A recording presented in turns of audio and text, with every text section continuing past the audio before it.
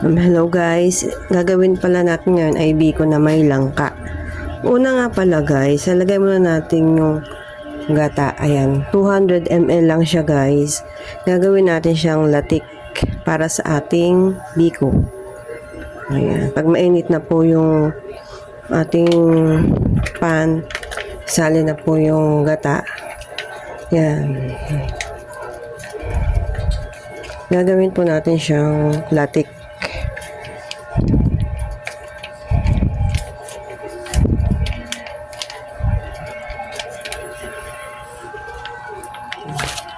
Um, 200 ml po siya.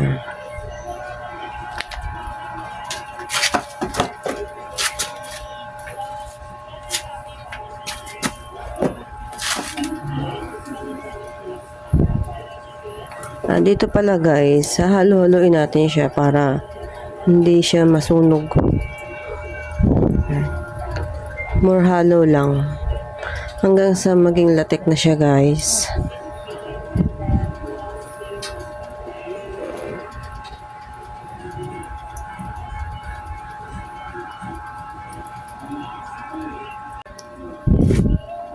Yan, halo-halo lang guys. Hanggang makita natin na namumuo na siya. Ganun yung latik niya. Yung kulay brown. Yan guys, ita-time-lapse natin para mabilis.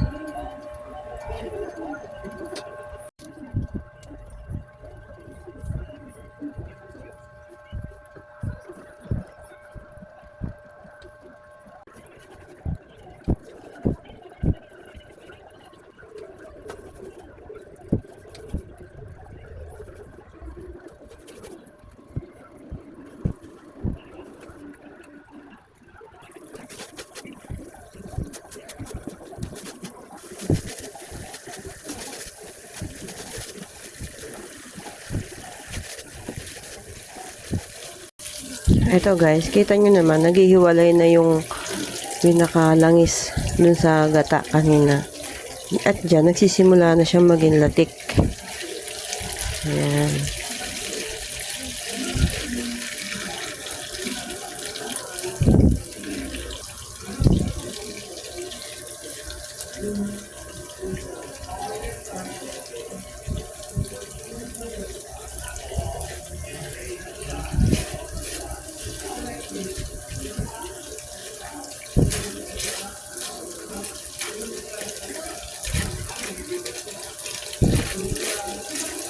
Ito guys, brown na siya. Maya-mayang konti, ahunin ko na para ihiwala yung langis sa latik.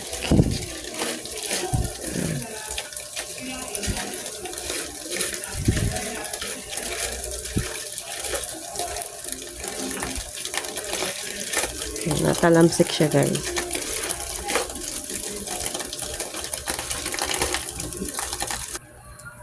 Ayan na siya guys.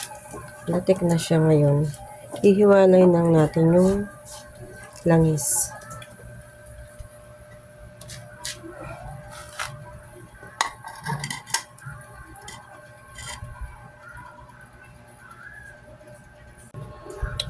Ayan guys, hinihiwalay ko pala yung latik. Sinasala ko.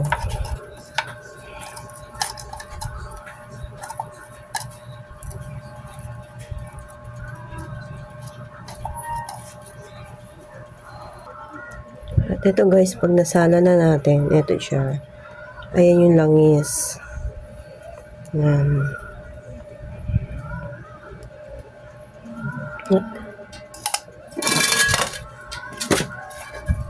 Ibabalik pala natin siya sa kalat.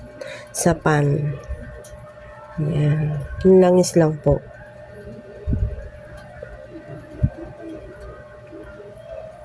Ayan.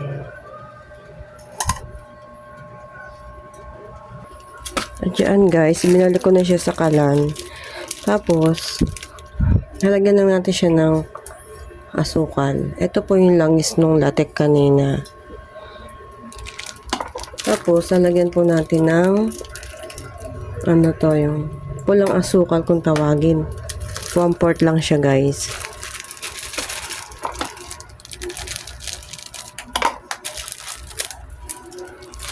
Ito guys.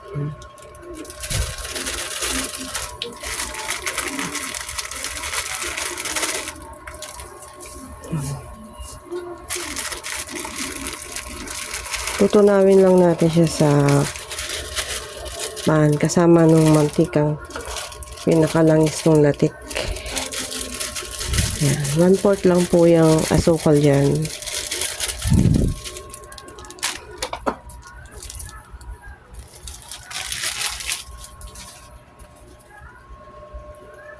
Yan guys, halo-haloin lang hanggang sa mag-melt na yung asukal niya.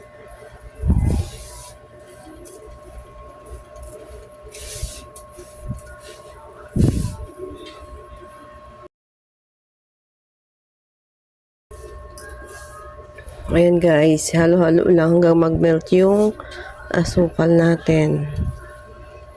Mas maganda tong asukal na to kasi brown na brown siya. Tawag yata dito ay muscovado. Ayan.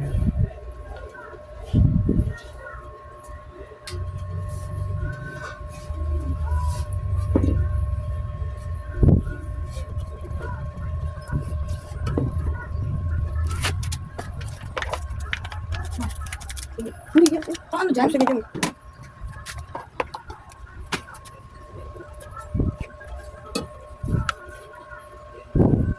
Ayan guys, kita nyo nagme-melt na siya. Oh.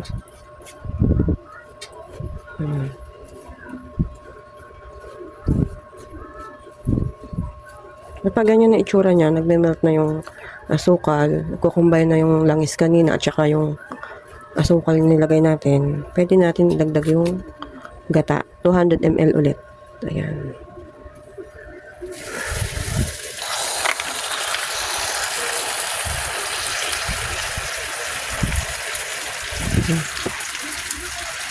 Ayan guys. Halo-haloin lang ulit.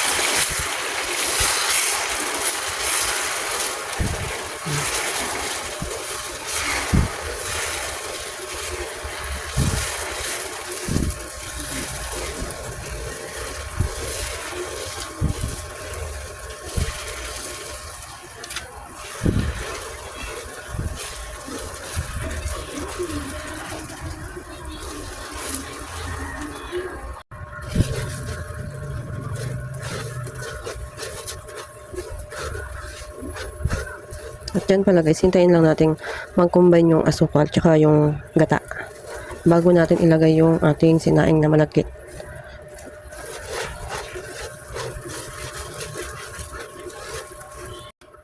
At yan pala guys, ito yung gata natin tsaka yung ating asukal ng combine na. Kaya ganito na yung niya, texture niya. Yan.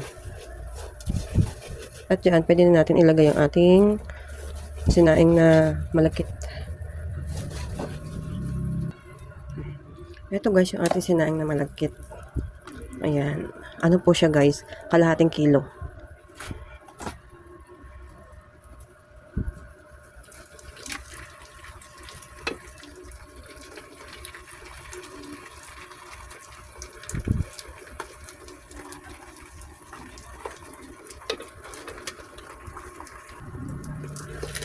At ayan guys, sinama ko na yung totoo.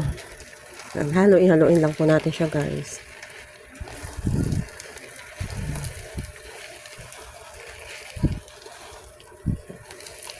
Halo-haloin lang guys hanggang sa maluto na siya.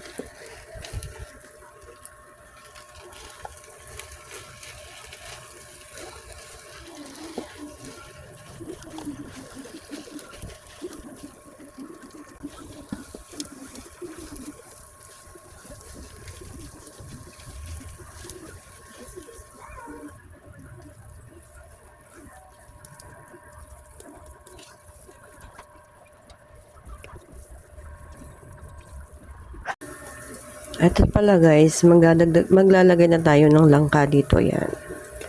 Ito. Hinimay-himay ko pala yung langkang hinog. At i-add na natin sa ating biko na malapit ng maluto.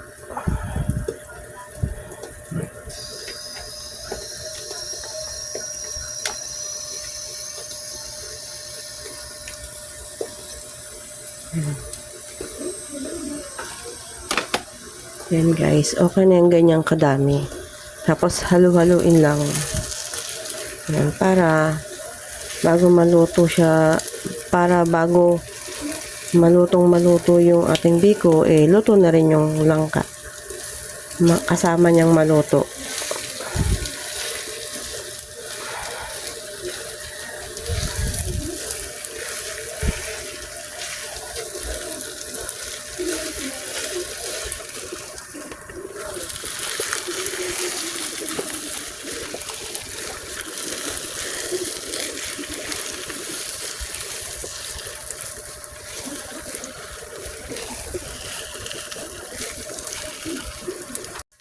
Wala hanggang alas 3 na.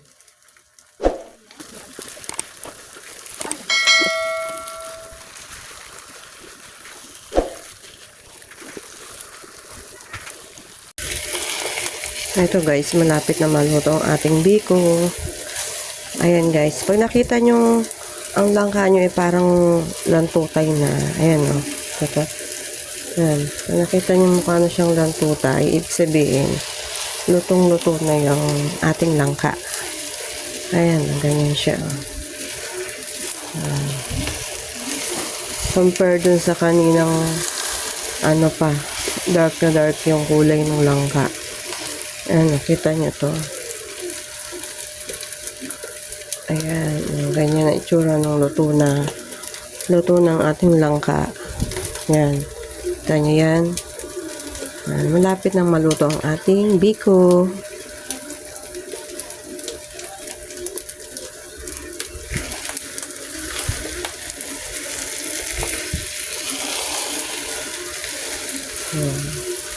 Ito guys, luto na ang ating biko na may langka. Yan guys. Tapos may latik din siya sa ibabaw. Langka, tas latik. Tapos sa loob niyan guys, meron ding langka sa loob nitong pinakabiko. Habang niluluto siya guys. Luto na po ang ating biko na may langka.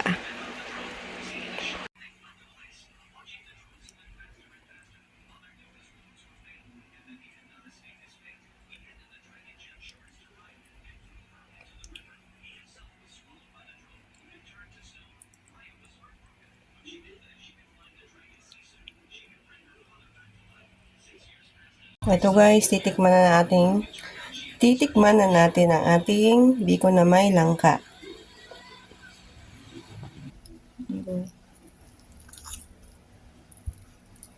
Wow. May langka. Yum, yum. Sarap guys, kaya try nyo na.